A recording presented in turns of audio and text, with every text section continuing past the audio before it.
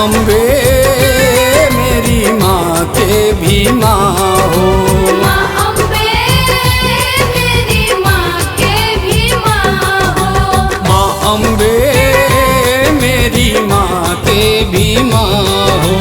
माँ अम्बे मेरी माँ के भी माँ हो। जगत के सब माँ के भी माँ हो। सब माँ के मन मंदिर में माँ ममता का ज्योत जला दो।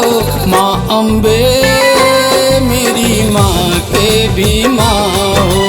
माँ अम्बे मेरी माँ के भी माँ हो।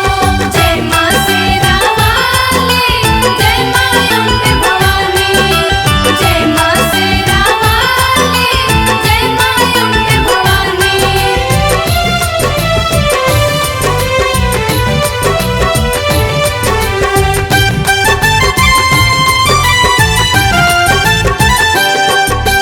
माँ अम्बे मेरी माँ के भी माँ हो। माँ ऊंचा है दरबार तेरा, तेरी चरणों में संसार मेरा। माँ बना रहूं सेवक तेरा, कर लो अर्जी स्वीकार मेरा।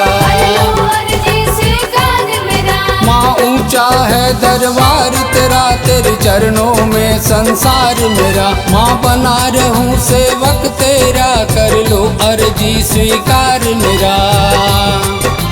जय माँ अम्बे जगदम्बे, जय माँ अम्बे, जय माँ अम्बे जगदम्बे। सृष्टि की आदि तू ही अंत हो माँ। माँ अम्बे मेरी माँ के भी माँ हो। माँ अम्बे मेरी माँ के भी माँ हो।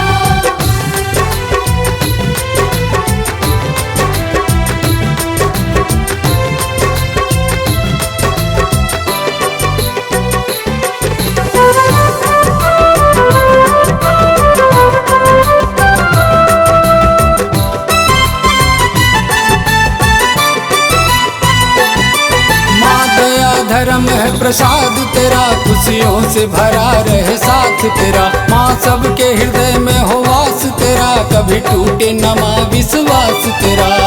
टूटे न माँ विश्वास तेरा। माँ दया धर्म है प्रसाद तेरा, खुशियों से भरा रहे साथ तेरा। माँ सबके हृदय में हो वास तेरा, कभी टूटे न माँ विश्वास तेरा।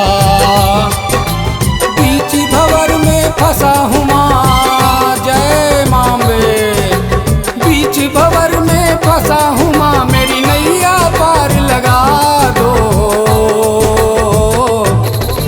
माँ अम्बे मेरी माँ के भी माँ हो।